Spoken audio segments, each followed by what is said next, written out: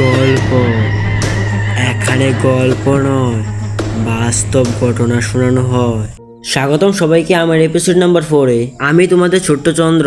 আজকে আরেকটি নতুন গল্প নিয়ে চলে এলাম। আজকের এই গল্পটি সুমিতদা পাঠিয়েছে। ধন্যবাদ সুমিতদা এত সুন্দর একটা গল্প পাঠানোর জন্য।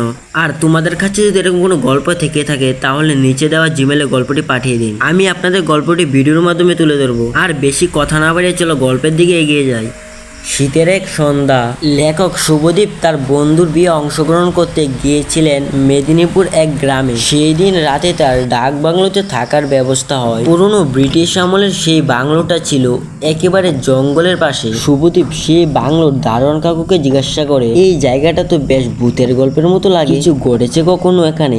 দারোয়ান কাকু চোখ ঘুরিয়ে বলেছে, দাদা, এখানে একসময় এক ম্যাম সাহেব আত্মহত্যা করেছিল। তখন থেকে ওই বাংলোতে কিছু না কিছু অদ্ভুত ঘটতে থাকে। কিছু কিছু রাতে ওই জঙ্গলে বড় একটা নীল আলো দেখা যায়। আপনি এখানে থাকলে দেখবেন সেই আলোটা। শুভদীপ হেসে বলে, আমি এসব ভূত টুত বিশ্বাস করি না। এই কথা বলে শুভদীপ তার রুমে গিয়ে শুয়ে পড়ে। রাত প্রায় 2টো। হঠাৎ একটা ঠান্ডা হাওয়া এসে জানালার পর্দা উড়িয়ে দিল। শুভদীপ উঠে বসল। হঠাৎ তার নজর দূরে এক জঙ্গলের দিক থেকে একটা নীল আলো বাংলোর দিকে এগিয়ে আসছে। আলোটা আস্তে আস্তে বাংলোর সামনে উঠোনে এসে থামে। শুভদীপ জানলা দিয়ে তাকিয়ে দেখে সেই আলোটা এক নারীতে পরিবর্তন হলো। গায়ে সাদা পোশাক, খোলা চুল, রক্তের মতো লাল দুটো চোখ দিয়ে তাকিয়ে রয়েছে বাংলোর জানালা দিয়ে। আর হঠাৎ একটা বাতাস এসে নারীটি জানলার সামনে থেকে উধাও হয়ে তার সঙ্গে সঙ্গে দরজায় ঠক ঠক শব্দ। এই দৃশ্য দেখে আমি ভয়ে পুরো আতঙ্ক হয়ে গেলাম। তারপর আমি একটু সাহস করে উঠে দাঁড়ালাম, কিন্তু তখনই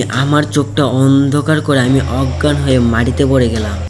সকালে আমার চোখ খুললো দারোয়ান কাকুর ডাক। তারপর আমি কাকুকে রাতের সব ঘটনা খুলে বলতে কাকু আমাকে জানালো 1932 সালে এক ইংরেজ সাহেবের স্ত্রী এলিজাবেথ এই বাংলোতে একাই থাকতে। এক দুর্ঘটনায় ইংরেজ সাহেবের মৃত্যু হয়। সে তার স্বামীর মৃত্যুর যন্ত্রণায় কিছুদিন পর বিষ খেয়ে আত্মহত্যা করে। তারপর থেকে প্রতি বছর শীতে বিশেষ রাতে সেই নীল আলো আর কান্নার আওয়াজ শুনতে পাওয়া যায়। তারপর শুভদীপ এক অমাবস্যা রাতে আবার অপেক্ষা করে সে আলোর জন্য।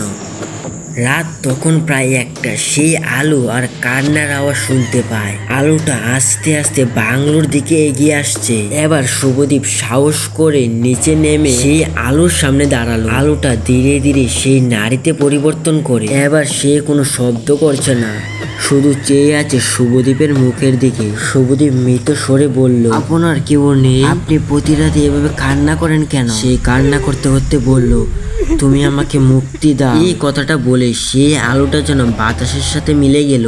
পরদিন সকালে আমি পণ্ডিত মশাইয়ের কাছে যাই আর সব ঘটনা খুলে বলি। আর পণ্ডিত মশাই আমাকে বলে, যে ঘরটায় সে মহিলাটা আত্মহত্যা করেছিল সেই ঘরটায় একটা পুজো করতে হবে। পণ্ডিত মশাইয়ের কথা অনুযায়ী সেই দিন রাতে আমি সেই ঘরটার একটা পুজো করলাম। তারপর থেকে সেই আলো আর কান্নার আওয়াজ কোনোদিন শুনতে পাইনি। আজকের এই গল্পটি এখানেই শেষ করলাম। আর গল্পটি কেমন লেগেছে কমেন্টে জানাবেন। আর আপনাদের কাছে যদি এরকম কোনো গল্প থেকে থাকে তাহলে নিচে দেওয়া জিমেলে গল্পটি পাঠিয়ে দিন। আমি আপনাদের এই গল্পটি ভিডিওর মাধ্যমে শেয়ার করব।